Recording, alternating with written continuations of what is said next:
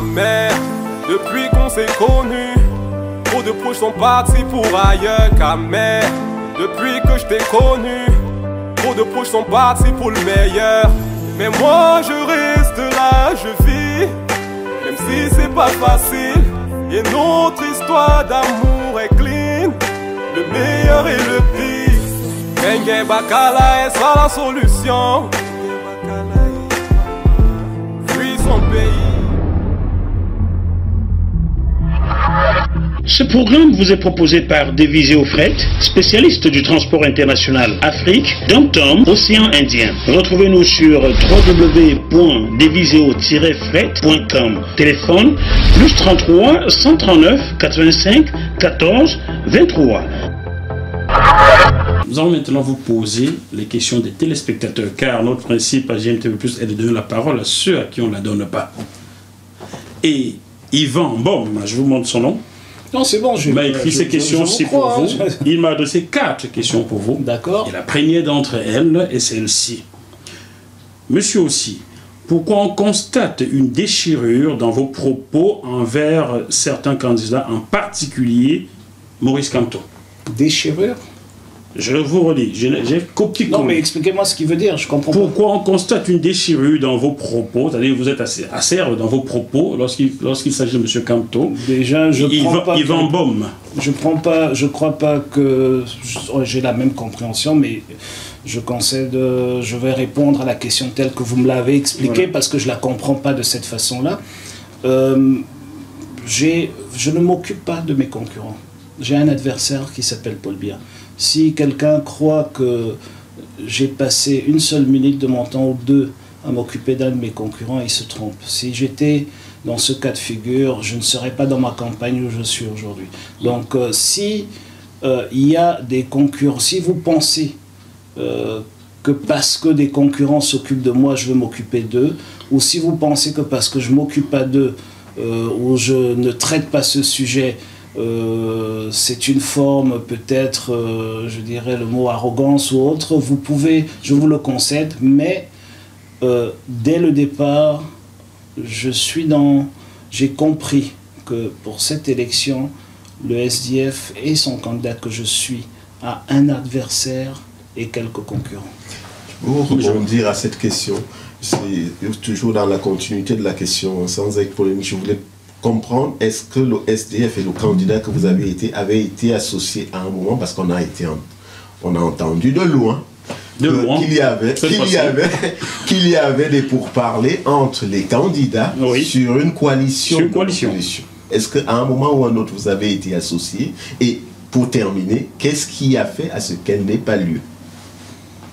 Ben écoutez, personne ne vous a dit qu'il n'y aura pas de coalition. Je ne sais pas pourquoi. Non, je pose... Mais posez donc la bonne question. Ne faites pas comme si l'élection était hier. L'élection n'a pas encore eu lieu. L'élection, c'est demain. Même le 6 octobre, on peut toujours se réunir, monsieur Joël. Donc, est-ce qu'à un moment, je répète ma question? Non, j'ai compris votre question. C'est que vous la posez pour essayer de... J'ai rencontré, après mon élection, au congrès de février, j'ai rencontré tous les candidats à l'élection du 7 octobre, sauf un, parce qu'il n'habite pas au Cameroun, celui qui n'habite pas au Cameroun et que je ne peux pas rencontrer malheureusement. Comment il s'appelle? Paul Biya. Paul Biya. Et donc, on a eu une discussion franche et ouverte avec tous les candidats. Nous savons tous où chacun se situe par rapport à ça. Je ne suis pas au courant et je peux dire avec... beaucoup de sincérité qu'il y ait eu une rencontre avec plusieurs candidats assis autour de la même table, parce que tous les candidats, ça a toujours été du 1 à 1, c'est-à-dire qu'un candidat a rencontré l'autre, et nous sommes tous d'accord que s'il faut arriver à coaliser nos forces, ça sera fait. On n'est pas... tous ces candidats sont candidats à l'élection présidentielle, c'est parce que chacun croit sincèrement avoir des chances de gagner. Et donc, nous ne sommes... La première des choses qu'il fallait expliquer aux Camerounais, c'est que cette démarche de faire croire qu'il faut absolument une coalition pour gagner cette élection présidentielle, c'est quelque chose qui a été fabriqué. Parce que le candidat en face, il exploite Américain. C'est quelque chose qui a été fabriqué par l'équipe du candidat Paul Biya, et pour essayer d'avoir la rhétorique nécessaire au moment où il arriverait à faire croire aux Camerounais qu'il a gagné l'élection. Donc c'est pour ça. Et puis on va dire, oui, ils n'ont pas gagné parce qu'ils n'étaient pas ensemble. Mais non, aujourd'hui je pense sincèrement que le candidat qui a le plus besoin d'une coalition à cette élection pour essayer d'y arriver, c'est Paul Biya lui-même. Donc je ne vois pas pourquoi les Camerounais se focalisent sur une coalition de l'opposition, quand une élection, ce n'est pas une arithmétique parfaite, c'est-à-dire que nous n'allons pas 9 candidats à une élection, chacun avec un potentiel de 11%, il y en a qui vont avec un potentiel de 40, qui perdent 20, d'autres qui vont avec un potentiel de 70, qui perdent 60, d'autres qui vont avec un potentiel de 1 et qui en gagnent 30. Donc voilà comment on va à une élection présidentielle. C'est vrai que ça faciliterait les choses si on est dans une coalition, mais ça peut faciliter les choses des deux, ça peut aller dans les deux sens. Ça ne doit pas nécessairement aller dans le même sens. Il y a des candidats, vous conviendrez avec moi que aujourd'hui, je considère que si vous m'avez invité, que si vous aviez le droit de vote, vous voterez pour moi, mais il y a des candidats dans cette élection pour lesquels, si je m'associerais à ces candidats-là, vous ne voterez pas pour moi. Et il y a d'autres... Il y a d'autres aussi. Donc il y a beaucoup de considérations à prendre en compte, mais essentiellement ce que je veux dire, c'est que pour moi, la coalition, si elle doit exister, quelle qu'elle soit, elle existera. Si elle n'existe pas, ce n'est pas grave, ce n'est pas la fin du monde. Nous avons un certain nombre de partis politiques qui ne sont pas en lice pour cette élection, qui soutiennent ma candidature. On y arrivera. On est dans l'incapacité à ce jour 2 septembre de donner la liste complète de ces partis, parce que cela influence aussi justement ces coalitions en construction, parce que ces partis politiques, il y a certains de ces partis qui vous disent clairement que si vous allez avec un tel ou un autre, nous ne vous soutenons plus. Donc vous voyez, donc je ne peux pas venir dire ici aujourd'hui que tel parti est dans une coalition avec nous et continue à discuter avec un autre quand cet autre met comme première condition que l'autre ne soit pas avec nous. Mais pour nous et pour moi en tant que candidat, nous nous concentrons à gagner cette élection. Nous travaillons à gagner cette élection, et si d'autres partis politiques veulent nous aider à la gagner encore plus facilement, ils sont bienvenus et ils savent que nos portes sont grandes ouvertes. Je vais plonger dans votre programme. J'ai retenu 2 points. Enfin! Nous y sommes depuis, hein, d'une certaine manière. Alors, vous avez l'habitude, quand on vous pose des questions d'une certaine façon, sujet un petit peu plus, c'est une autre façon, diamétralement opposée. On commence par le bas pour finir par le haut. Alors, dans votre programme, vous parlez de la gratuité de l'école, ce qui est louable. C'est ce qui devrait même être fait dans un pays comme le Cameroun, qui est assez riche, qui existait même avant. Mais seulement à aucun moment vous me parlez de son financement. Comment allez-vous financer cette gratuité-là? Il faut bien payer ceux qui vont travailler pour cette gratuité-là. Deuxième volet, que proposez-vous dans le secteur de la santé, dans un pays où on peut être éventré devant un hôpital parce qu'il n'y a pas de médecin et comme ça? Alors je vois que vous n'avez pas parcouru mon programme. J'ai parcouru, mais mes téléspectateurs n'ont pas parcouru, donc je suis leur voix. Non, je dis pas ça par rapport à la santé, parce que même ce que vous dites que j'ai dit, c'est pas exactement ce que j'ai dit. Donc, très bien. Je le dis. Dites-le, s'il vous plaît. Vous savez, je suis là pour l'expliquer. En matière d'éducation, ce que nous disons, c'est que l'éducation, jusqu'à la fin du premier cycle du secondaire, doit être gratuite et obligatoire. Aujourd'hui, déjà, dans les textes, l'éducation jusqu'à la fin du premier cycle du secondaire est gratuit.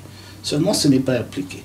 Mais il n'y a aucune ligne budgétaire dans le budget de l'État qui est consacrée aux recettes venant de l'éducation. Ça veut dire quoi? Ça veut dire que non seulement tout ce que vous pouvez payer autour d'un lycée, d'un CES ou d'une école primaire publique n'est pas comptabilisé, mais n'est pas considéré. Donc vous me demandez de financer quelque chose qui est déjà financé. C'est ce que j'essaie d'expliquer, parce que cet argent va vers les chefs des établissements, ça ne va pas dans les caisses de l'État. Donc quand je dis qu'on doit imposer cette gratuité, et à cause de cette gratuité, ou grâce à cette gratuité, aussi imposer l'école, dans la rendre obligatoire, parce que c'est ça le problème.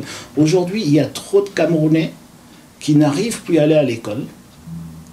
Il y a aussi le manuel scolaire, mais ça c'est un autre débat, mais qui n'arrivent plus à aller à l'école, tout simplement parce qu'on crée des barrières à l'accès à l'éducation, des barrières artificielles. C'est-à-dire qu'on dit que l'école est gratuite, mais on demande au préfet de mettre en place une association des parents d'élèves qui, dont l'adhésion est obligatoire pour tout parent qui inscrit un élève, et l'adhésion est contre un paiement de 60 000, de 20 000, de 100 000, etc. selon le lycée.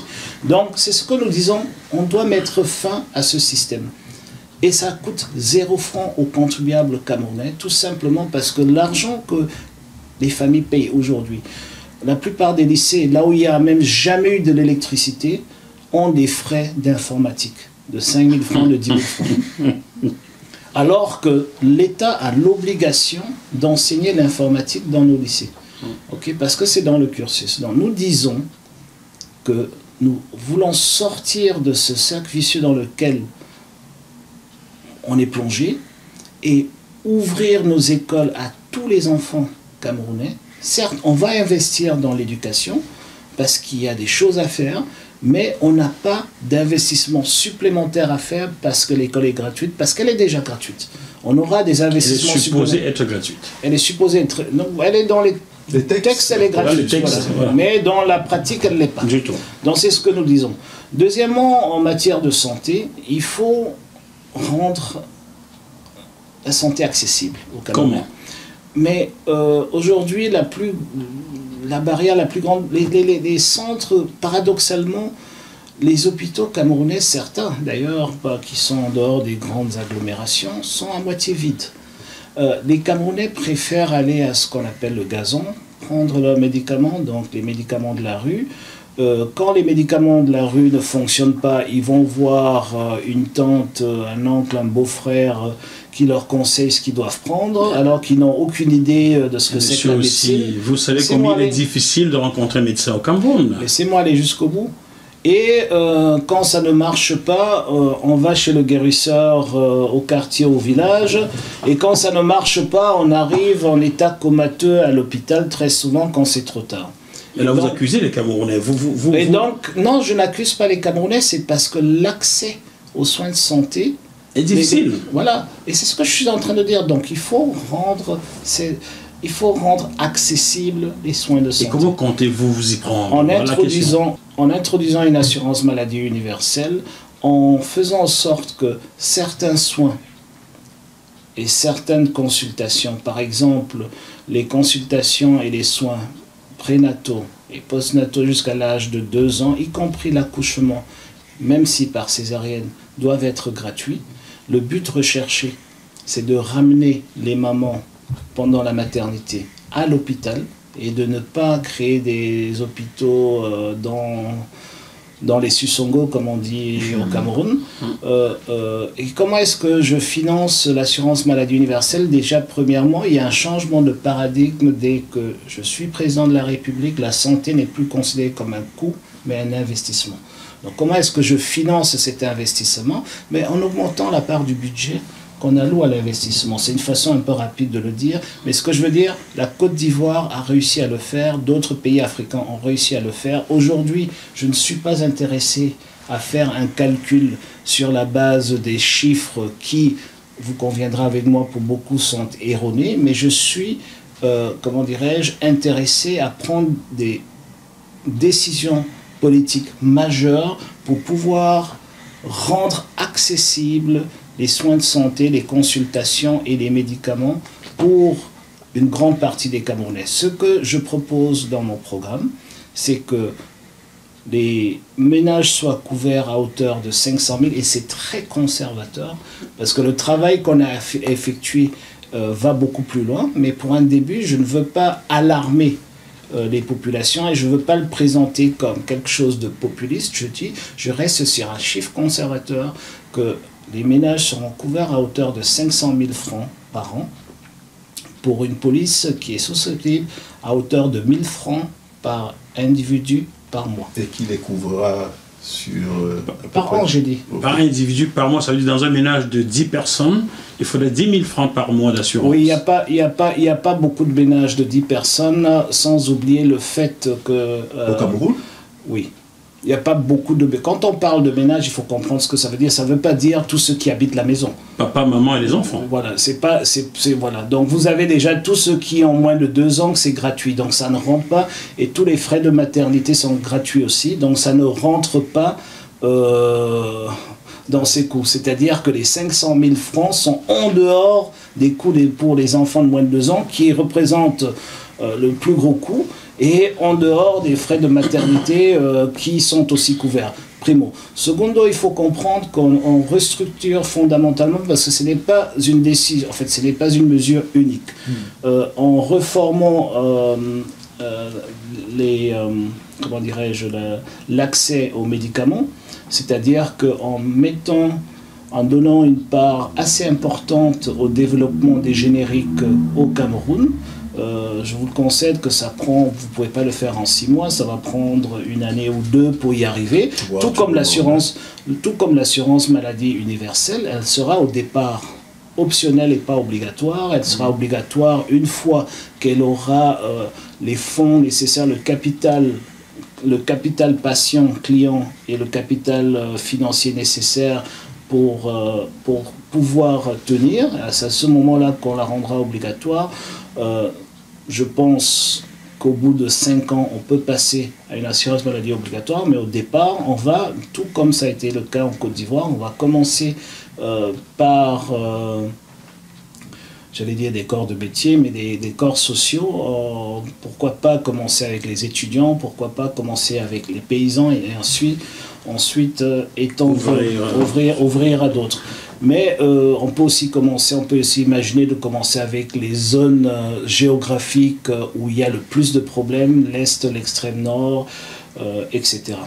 Mais il faut savoir que c'est une batterie de mesures, un ensemble autour de la nutrition, autour de l'éducation à la santé au niveau de l'école, etc., au niveau de la prévention qui est complètement absente aujourd'hui, qui fait aussi en sorte que les dépenses en soins hospitaliers baissent, parce que vous savez très bien que si on a la capacité aujourd'hui d'éradiquer le paludisme au Cameroun, mais c'est qu'on n'a pas un gouvernement capable de mettre en place une politique véritablement forte pour y arriver. Et quand vous voyez comment est-ce qu'on partage aujourd'hui les moustiquaires imprégnés qui finissent comme filet pour attraper le poisson dans le vouri, ou autre chose, ou comme emballage pour les légumes au marché, vous comprenez qu'il y a un problème. Donc il faut beaucoup plus de volonté politique pour y arriver, mais le programme politique que je présente au Cameroun est très ambitieux du côté de la santé, et pour pouvoir en parler, pour pouvoir le comprendre, il faut comprendre que nous parlons d'une rupture le 7 octobre, d'un changement de paradigme, et donc de considérer la santé des citoyens camerounais comme étant prioritaire, pas seulement primordial, comme étant un investissement et pas un coût, parce que quand vous avez une population en santé, elle produit aussi beaucoup plus et elle permet une plus forte croissance. En santé et bien éduquée. Je rebondis sur cet élément du projet, même si, excusez-nous, nous sommes obligés d'en prendre quelques-uns. C'est un programme, pas un projet, mais allez-y. Ok. Appelons le programme. Je voulais dire pour ça. Un projet est présenté par un parti politique. Des éléments de votre programme. En général, c'est pour des élections locales. Et un programme est influencé par le projet de société d'un parti politique, mais représente un programme, un contrat entre un candidat à la présidentielle et la nation. Merci. Voilà. Donc, Je voulais rebondir à l'éminent membre de la commission des finances de l'Assemblée nationale du Cameroun. Pour les données que vous avez, celles qu'on vous met en place, vous êtes sans ignorer le contexte, je dirais, de la conjoncture économique et financière du Cameroun, de ce que vous savez. Et il y a des propositions qui intéressent beaucoup de Camerounais. Je regardais avant votre émission ce qui les intéresse. Vous avez proposé la revalorisation des salaires des fonctionnaires. Et un autre élément, la revalorisation du SMIC. Je voulais savoir quand est-ce que vous pensez de manière raisonnable et réaliste la mettre en place. Et comment vous allez procéder? Parce que dans le contexte, je ne vais pas abuser des chiffres. Vous connaissez la situation du Cameroun aujourd'hui et l'héritage qui pourrait être le vôtre à partir du 7 octobre. Je voudrais juste savoir à partir de quand, de manière raisonnable, pensez-vous mettre en place cette revalorisation-là? Parce que les Camerounais sont effectivement, ils ont dû vous le dire, par où vous êtes passé. Effectivement, j'ai vu qu'ils sont assez concentrés sur ces éléments-là de vos propositions. Quand est-ce que vous les mettez en place? C'est dans le programme. Dans le programme, nous disons que, par exemple, nous transformons le SMIC en SMIC, qui sont deux choses complètement différentes, dès qu'on s'attaque à ce chantier-là, donc d'entrée de jeu, les premières semaines, le premier mois. Maintenant, nous avons dit que l'augmentation du SMIC découle d'une volonté politique autour d'une loi d'orientation. Donc ce n'est pas, c'est sur 5 ans qu'on y arrive. Ce n'est pas une loi qui transforme 36 800 francs en 160 000 francs du jour au lendemain. C'est une précision qu'il fallait faire. C'est dans le programme. Et il faut comprendre que c'est un SMIC, donc c'est indexé à la croissance. Donc si la croissance que je souhaite à 2 chiffres arrive au bout de la 2e année, ça ira même plus vite que 5 ans. C'est ce que j'essaye de vous expliquer. Parce que si on a une croissance, comme certains l'ont eu autour de nous, le Tchad, la Guinée équatoriale, etc., à 17%, ça veut dire que ça ira beaucoup plus vite que ce que je souhaite. Non, mais l'essentiel, c'est une question, encore une fois, de volonté politique. Et il faut comprendre que le Cameroun n'est pas pauvre. Le fait que l'État n'ait pas assez d'argent pour comment dirais-je, satisfaire certains de ses engagements, ne découle pas du fait que le pays est pauvre ou que le PIB du Cameroun décroît. Ça découle du fait qu'on est mal géré. C'est la mauvaise gouvernance qui fait en sorte qu'aujourd'hui, malheureusement, une grosse part de l'assiette fiscale rentre dans la poche des individus. Et quand même ça rentre, c'est la mauvaise gouvernance qui fait en sorte que quand même il y a des recettes qui arrivent dans les caisses de l'État, ça va ailleurs. Moi je demande souvent à vos confrères journalistes, je dis mais pourquoi je le suis. Oui, à vos confrères, je dis vous. Je te pose souvent la question de savoir pourquoi est-ce que tous les journalistes camerounais sont unanimes sur les montants détournés par certains. Mais personne ne pose la question, mais d'où vient cet argent? Mais quand vous voulez utiliser cet argent à des fins sociales, tout le monde me dit, mais comment vous allez payer? Quand on demande d'augmenter le SMIC à 160 000 francs, c'est pour, avant tout, créer de la consommation absente. C'est pour, avant tout, donner aux Camerounais la possibilité de sortir de la survie et aller vers la vie. Nous avons le ministère de l'économie et du plan a déjà, dans le cadre des engagements de la restructuration des finances publiques, procède aujourd'hui à des enquêtes des ménages du Cameroun pour savoir où les ménages se situent d'un point de vue économique. Et on est aujourd'hui à ECAM 4 qui a été conduit en 2014, si je ne me trompe pas. ECAM 4 nous dit ceci: la dépense moyenne de l'équivalent adulte au Cameroun, c'est-à-dire soit un adulte ou 2 enfants ou 3 enfants si c'est des enfants en bas âge, est aujourd'hui de 157 000 francs. Ça veut dire que cet individu, un ménage, en fait, un couple d'adultes dépense en moyenne 300 000 francs par mois. Et au vu de cela, ça veut dire quoi? Ça veut dire que la dépense même, c'est-à-dire que le coût de la vie impose déjà le fait que le minimum que quelqu'un puisse gagner soit autour de 160 000 francs. Ce n'est pas des chiffres de ce que les ménages voudraient dépenser, c'est ce qu'ils dépensent aujourd'hui. Quand nous avons fait ce travail, quand j'ai déposé cette proposition de loi en 2014, j'ai recruté quelques étudiants pour me dire, faire un travail de recherche de proximité, rien de scientifique, mais de me dire ce que gagnait dans la ville d'Akonolinga Dobala et de Yaoundé, parce que j'étais à Yaoundé quand je faisais ce travail, j'étais en session, ce que gagnent en moyenne des entrepreneurs dans l'informel, et l'informel semi-structuré, donc les garages, les coiffeurs et tout ça. On est arrivé au résultat d'une moyenne de 202 000 francs par mois. Donc on n'est pas en train d'avoir des ambitions surdimensionnées ou utopiques, on reste très conservateur par rapport à la pratique aujourd'hui. Et ce que je dis, et je répète, quand on demande que les plus bas salaires soient remontés jusqu'à 160 000 francs, c'est d'abord, d'un point de vue macroéconomique, d'un souci de relancer la consommation domestique, qui est inexistante aujourd'hui ou presque. Deuxièmement, c'est pour... De vous interrompre. En les augmentant, est-ce que vous n'avez pas peur que ça influe aussi sur le pouvoir d'achat d'une certaine manière? Et bien sûr, c'est ce qu'on recherche. On travaille aujourd'hui, je vous ai dit au départ de cette interview qu'il y a deux visions qui se posent à cette élection, de paix et guerre, et le deuxième, d'un point de vue économique, vous avez un gouvernement en place qui lutte contre la vie chère, et vous avez le candidat qui lutte contre la vie chère, et vous avez un candidat qui attaque le même problème de l'autre côté de l'équation, de l'autre bout de la chaîne, en disant que c'est le pouvoir d'achat qu'il faut améliorer.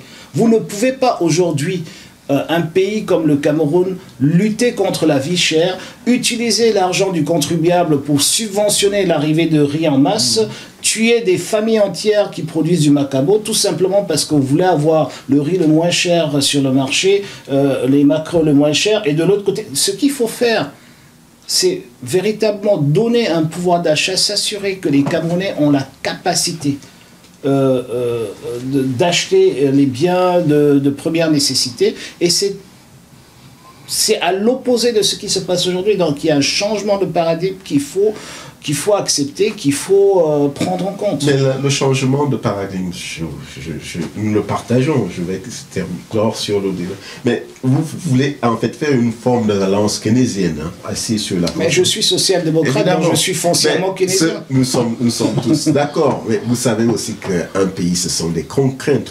Vous hériterez d'un pays qui est en plein ajustement structurel. Le pays n'est pas en ajustement structurel financier. Il est en ajustement structurel de gouvernance. C'est pas la même chose. On n'est pas...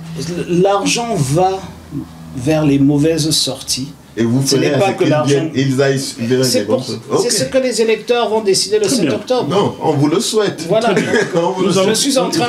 Le Cameroun n'est pas... pauvre, il est mal géré. Ce sont les Camerounais qui sont pauvres. Non, oui, les Camerounais qui sont pauvres, malheureusement. Bien. Et le Cameroun n'est pas surendetté, on a de la mauvaise dette. Voilà ce que je dis sur ce point-là. Et je le dis avec autorité. Et même sur la mauvaise dette, il faudra... Je vais reprendre la main, Joël. Je vais reprendre la main, car il faut qu'on poursuive. Tu as constaté, monsieur aussi, regarde sa montre 3 fois déjà, donc... il est certainement attendu à quelque part. La diaspora s'en mêle désormais. Serge Tafoutier vit à Namur, en Belgique. Sa question a 2 volets. Si vous étiez élu, ou quand vous serez élu, merci. C'est sa question, c'est pas moi. Je lui dis merci. Quelle place accorderiez-vous à la diaspora? Ça, c'est le premier volet. Le second volet, c'est à quel moment instauriez-vous la double nationalité? Écoutez, pour ce qui concerne la double nationalité, ça ira très vite. Ça, je peux le dire avec certitude, parce qu'il ne s'agit pas d'un long débat. Je crois qu'au Cameroun, la majorité des Camerounais sont d'accord là-dessus, même comme il y a des résistances dans la compréhension.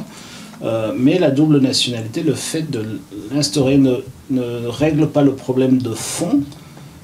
Qu'il faut aussi adresser, c'est de ceux qui ont, de par cette mauvaise loi sur la nationalité, ce mauvais code de la nationalité, ont perdu la nationalité. Parce que le fait d'instaurer même la tolérance administrative, ce qui est le cas par exemple en Europe aujourd'hui, avec de multiples nationalités, ne restaure pas d'anciens Camerounais dans leurs droits.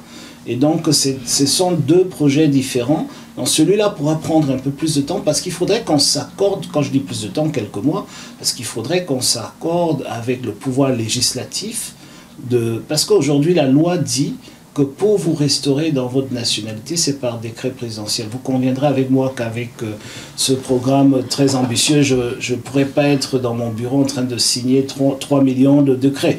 Donc il faudrait trouver une loi. Il faudrait trouver une loi qui peut encadrer cela.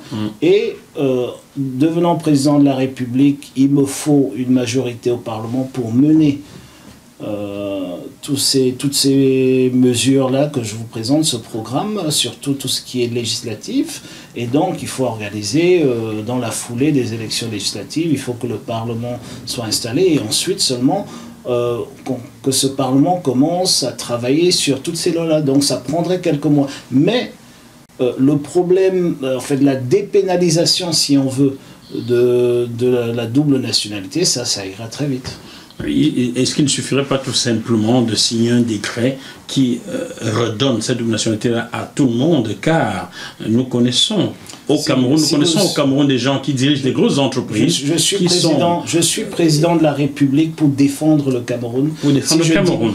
Et les Camerounais, si je signe un décret comme ça, peut-être on a perdu 3 millions de Camerounais par cette mauvaise loi actuelle. Mais si vous signez un décret comme ça, vous ouvrez la porte à 100 millions de personnes qui veulent devenir Camerounais. Non, je n'ai pas dit cela. Rétablir dans la double nationalité ceux qui l'ont perdu. Oui, mais... Tout simplement. Car il y a des grands directeurs d'entreprise dans votre pays qui ont la double nationalité. Excusez-moi, mes lois s'appliquent à tous, qu'on soit grand directeur d'entreprise ou étudiant. Mais ce n'est pas là ce que j'essaie de dire. J'insiste sur le fait que il faut encadrer le retour à la nationalité. Vous voulez, pour parler en français un peu plus compréhensible, pour restaurer des Camerounais déchus de leur nationalité, soit de fait, soit d'eux-mêmes. Il y a des Camerounais qui n'ont jamais... Il y a, monsieur Moifo, peut-être dans votre entourage autour de cette maison, des enfants nés de parents camerounais qui n'ont jamais cogné la porte de l'ambassade. Comment voulez-vous qu'un décret aille les trouver? Donc il faut mettre sur pied une loi. Monsieur Wafou, il faut une discussion pour qu'on arrive à accepter qui, finalement, va retrouver la nationalité camerounaise et qui pas. Et jusqu'à quel âge? Vous savez que, par exemple, dans cette même loi, il faudra aussi toucher le sujet des Camerounais issus de la traite négrière et tous les Camerounais qui sont partis de la colonisation. Je vous explique quelque chose. Un enfant né en Kondongo, vous naquîtes où? À Yaoundé aussi, je crois bien. Hein? Allez-y. Un enfant né en Kondongo qui arrive en Occident et prend une quelconque nationalité, perd de fait la nationalité d'un Kondongo, donc du Cameroun. Est-ce qu'on ne peut pas, par décret, rétablir cet enfant de Kondongo dans sa nationalité camerounaise? Tout simplement. On ne peut pas pour différentes raisons. Premièrement, un enfant ne perd pas sa nationalité. Il la perd quand il choisit une autre nationalité à l'âge de 21 ans. Il faut comprendre la loi. Deuxièmement, il y a des Allemands qui sont nés à Kondongo, il y a des Français qui sont nés à Kondongo, il y a des Tchadiens qui sont nés à Kondongo et peut-être même des Gabonais qui sont nés à Kondongo. Donc le fait qu'on est né à Kondongo ne vous donne pas automatiquement la nationalité camerounaise. Ensuite, ce que je suis en train de dire, c'est qu'une loi doit encadrer la majorité et pas l'exception. Il y a beaucoup de Camerounais qui, de fait, ont, entre guillemets, perdu leur nationalité, qui ont eu des enfants, qui peut-être même ont eu des petits-enfants, qui sont très loin de ce Kondongo, où vous pourrez aller dans le fichier de l'état civil pour aller retrouver. Parce qu'il faut bien que quand quelqu'un cogne à la porte de l'ambassade pour demander sa nationalité et ensuite son passeport, il faut bien que l'agent de l'État qui y travaille, le diplomate qui y est, puisse avoir des éléments pour y arriver. Donc c'est pour ça que je dis, il faut ces éléments pour y arriver, il faut qu'on s'accorde et ça ne doit pas être une décision unilatérale du président de la République, ça doit être une discussion parce que, savez-vous, la plupart des doubles nationaux ne sont pas forcément en Europe. Ils sont aussi dans des pays africains. Oui, tout à fait. Donc ça complique la chose parce qu'en Europe, vous pouvez prendre le raccourci de la couleur de la peau, mais en Afrique, vous n'avez pas le même raccourci à prendre. Donc si demain matin, je signe un décret et puis le lendemain, il y a 200 millions d'Africains qui cognent à la porte de l'ambassade, j'ai un problème. Il y aura des vérifications. Voilà. Avant qu'on... C'est exactement ça. Comment est-ce qu'on vérifie? Comment est-ce qu'on vérifie? Voilà. Si un enfant produit l'acte de naissance de son papa qui est camerounais, de son grand-père qui était camerounais, ça devrait être facile. Monsieur Moifo, vous êtes peut-être né récemment ou né dans une famille... C'est une certitude, rien à commencer, rassurez-moi. Dans une famille aisée, mais je vous dis une chose, aujourd'hui, 70% des enfants qui naissent dans certaines régions du Cameroun n'ont pas d'acte de naissance. Et la plupart des parents n'ont pas d'acte de naissance. Donc vous ne pouvez pas demander à des gens de venir justifier leur camerounité avec quand il n'y a pas ces documents. C'est pour cela qu'il faut passer. Les gens se sont plus ou moins, je ne veux pas utiliser cet exemple, mais le problème que la Côte d'Ivoire avait avec les audiences foraines, c'était celui-là. C'était qui est finalement ivoirien, qui ne l'est pas. Ils ont choisi la voie des audiences foraines. Ce n'est pas ma voie. Moi, je pense que de façon scientifique, on peut aujourd'hui établir si vous avez une goutte de sang camerounais ou pas. Mais ce n'est pas cette décision. Je ne veux pas qu'elle soit de ma seule responsabilité. Je ne veux pas doubler ou tripler la population du Cameroun ou vider le Cameroun de sa population parce que j'ai pris un décret qui avait... C'est pour ça que je suis en train de dire que tous les Camerounais qui ont perdu leur nationalité seront rétablis dans leur nationalité.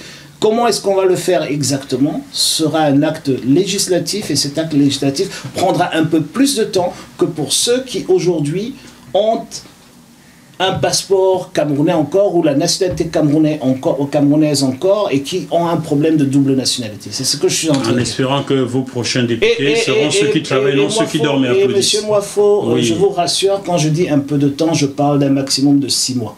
Donc, enfin, le temps est bien fixé, c'est ça qu'on demandait. Est-ce qu'il n'y a pas d'abord un élément qui est tout simple, un élément d'égalité des droits entre Camerounais? Sur cette question-là aussi, je vais m'expliquer. En revenant sur la fameuse ordonnance de 1968,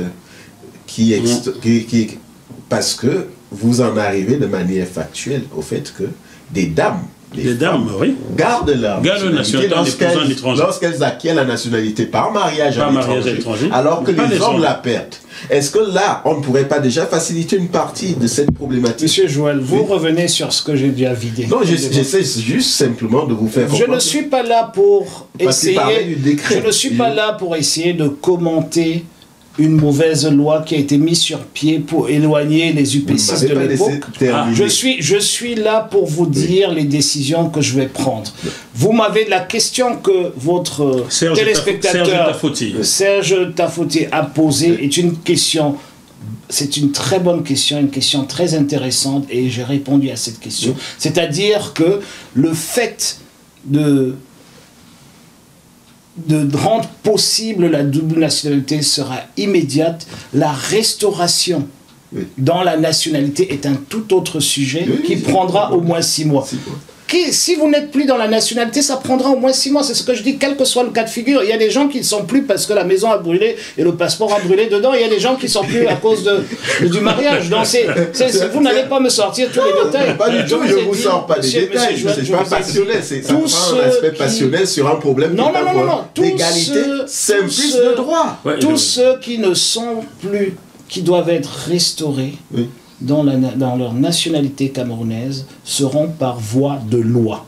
Par voie de loi veut dire que ça prendra au moins 3 mois et je suis en train de lui dire, c'est ce que je lui ai dit, ça prendra au plus 6 mois le temps de mettre en place un parlement qui est à la hauteur du changement de paradigme que j'apporte au Cameroun.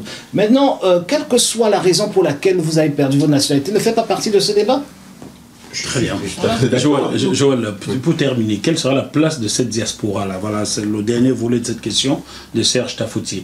Quelle place accorderez-vous à la diaspora? Car même en rétablissant les Camerounais dans la double nationalité, ceux qui le souhaitent, il n'en demeure pas moins qu'ils resteront quand même, pour beaucoup d'entre eux, dans le monde entier, quelle place accordez-vous à la diaspora camerounaise? Le but même de rétablir cette double nationalité, c'est de faire en sorte qu'ils soient plus à l'aise dans le rôle qu'ils occupent partout où ils sont, et qu'on ait plutôt des Camerounais que des demi-Camerounais dehors. Les Camerounais de l'étranger auront une place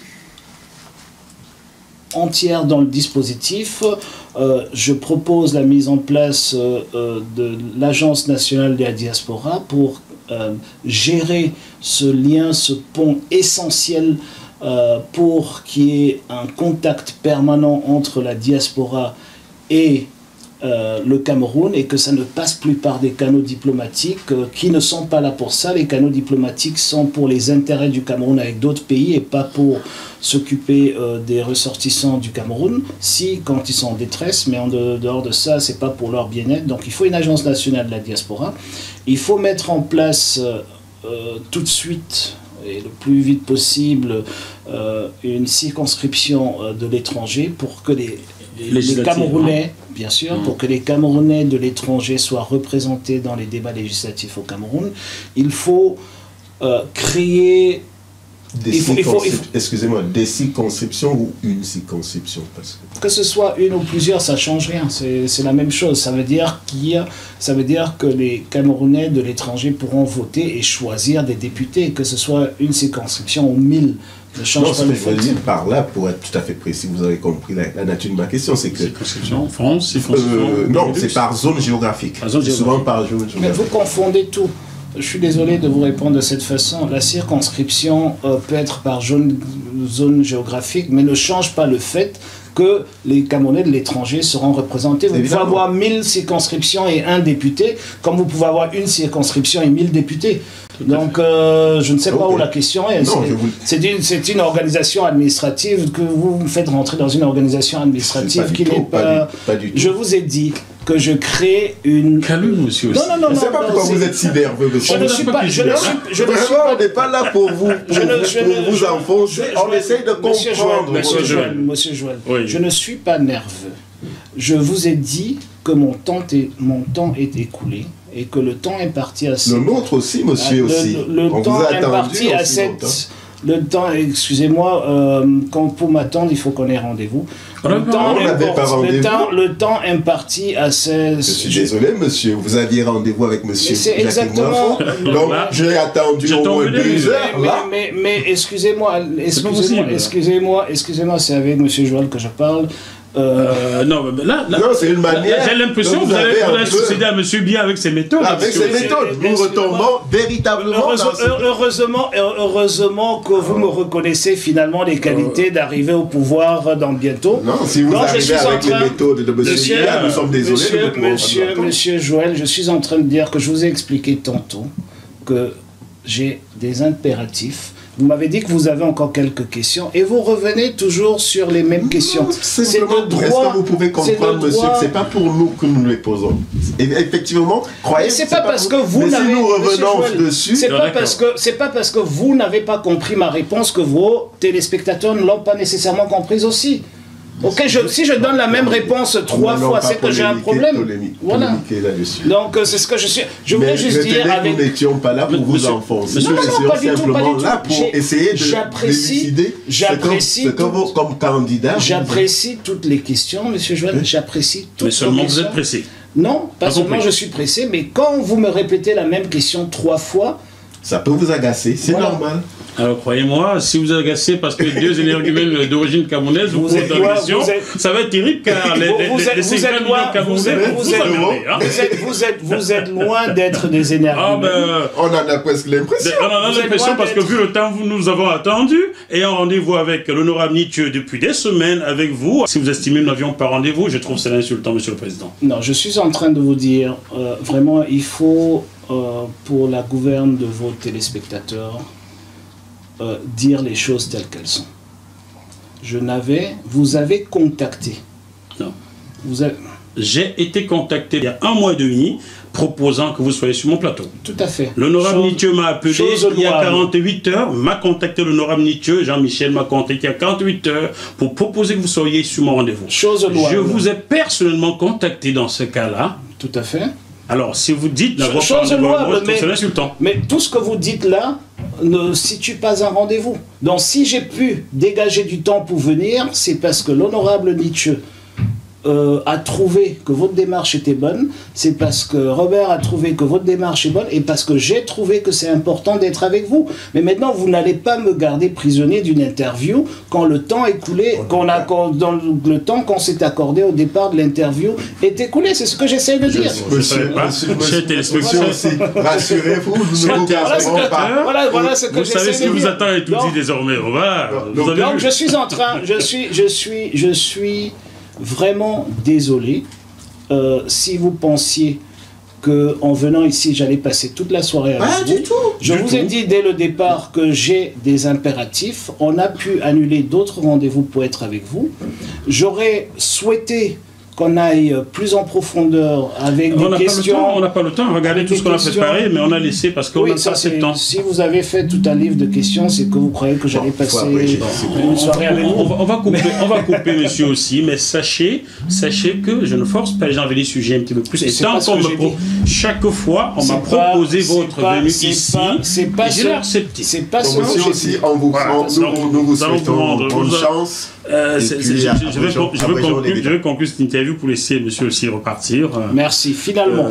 Finalement, comme il dit, mais bon, chers téléspectateurs, sachez que JMTV Plus est un média ouvert à tous. À tous. Et lorsque je suis contacté par quelqu'un d'un bord politique, j'aménage du temps pour son candidat. Monsieur aussi m'a été proposé, j'ai été heureux, nous avons été heureux de le recevoir. Moi aussi. Il sera arrivé à 14 h comme prévu, nous aurons pu rentrer en profondeur dans son programme. On n'a pas eu assez de temps. C'est là où je ne suis pas d'accord, parce que vous-même vous avez reconnu dans vos propos qu'il n'y avait pas d'heure fixée. Alors, il ne faut pas accuser... Il y avait une heure fixée, non, vous avez reçu un flyer hier. Il faut pas, j'ai reçu aucun flyer hier. Dans ce cas, je vais afficher ce flyer chez les téléspectateurs, vous verrez l'heure du rendez-vous. Vous m'avez pas, monsieur Wafo, franchement, il faut un minimum de sincérité avec vous. Si vous pensez que je suis pas sincère, vous avez vu ces flyers-là sur JMTV+. Mais je ne suis pas un abonné de JMTV+. Non, j'ai dit donc bien. vous ne l'avez pas envoyé. Et le fait que vous avez sorti Nietzsche l'a reçu. S'il vous plaît, le fait que je parle de moi, le fait que vous n'êtes pas certain que j'étais avec Jean-Michel depuis hier, le fait que vous avez émis un flyer sans mon consentement, c'est déjà quelque chose de grave. Vous pouvez arrêter l'émission, s'il vous plaît. Chers téléspectateurs, vous ferez votre idée. Je ferai des captures d'écran que j'afficherai dans ce cas-là, puisque Jean-Michel Nietzsche a reçu ce flyer. Nous sommes convenus de l'heure. Je ne raconte pas. Et c'est pas Jean-Michel Nietzsche qui a été invité. Chers téléspectateurs, nous vous remercions pour votre attention. Vous voyez à quoi ça va ressembler tout dit, ça va chauffer entre nous. Hein. Tout à fait. Et nous ne lâcherons pas, mais malgré tout, nous resterons d'abord des enfants du Cameroun en espérant que nos doubles nationalités nous soient restituées. Ok, merci. Ok. Là, c'est une prise d'otage. N'est-ce pas? C'est ce que j'ai dit. Un mois faux. Prise d'otage, soyez un peu modeste, monsieur. Vous savez, on a passé toute une après-midi ici. Je suis venu ici à 14 h. Ça suffit. Alors, viens, on finit notre truc. Parce que... Petit frère, ne pas ça sont les métaux. Attention aux chaises. Je ne te fâche pas, c'est pas grave. La première fois que je me fâche comme ça, là on est désobligeants et irrespectueux. Tu prends tes livres, il ne faut pas les oublier. Tu vas revenir ou tu... Dans quelle situation vous... Non, non, j'ai pas arrêté. Ça continue à filmer. Non, il faudra tout mettre. Il faut être transparent de ce qui s'est passé. Parce que nous ne sommes pas aux ordres. Attends. Ça suffit. Ça, c'est pas un photo au Cameroun ici. On n'est pas au Cameroun ici. Pascal, je m'en vais. Te fâche pas. Non, je n'aime pas. Ne te fâche pas. Ça va. Ça suffit. S'il te plaît. Non. Je suis militant. J'ai été militant. Et jamais je n'ai vu ça dans le camarade. C'est énorme. Oh. Monsieur aussi. J'ai jamais vu ça, non. J'ai travaillé dur notre épuisière. Si Jean-Michel Nietzsche n'est pas habilité à prendre un rendez-vous pour vous, c'est que je suis désolé. Monsieur Moifo, je suis venu à Paris pour une rencontre avec les Camerounais à 18 h. Okay. Quand on est venu ici pour 16 h, c'était pour maximum 1 heure. On est à 18 h. Okay. Je regarde ma montre pour vous faire signe. Je vous fais signe en regardant ma montre. Vous ne coupez pas. Explique-lui ce que tu m'as dit tout à l'heure. Vous resterez tant. Il m'a dit que tant que la salle n'est pas faite, vous ne partirez pas d'ici. C'est pas ça? Il faut que j'ai cette information. Si ne communique pas, comment je fais moi? J'écoute ceux qui sont autour de vous. Non, je pense que l'essentiel a été fait. Nos frères et j'ai insisté et avec le général pour que le président vienne ici, parce que j'avais pris cet engagement avec toi. Mais il se trouve que depuis le matin, je n'ai même pas pu le joindre. Depuis hier d'ailleurs. On est rentré à 4 h du matin. Comment veux-tu jouer ça? Voilà la vérité. Je n'ai pas pu le joindre. D'accord. Parce qu'il était sur... d'accord. Monsieur, je dis ça, je reste respectueux des élites. Pascal, on descend. Non, tu peux. D'accord. D'accord.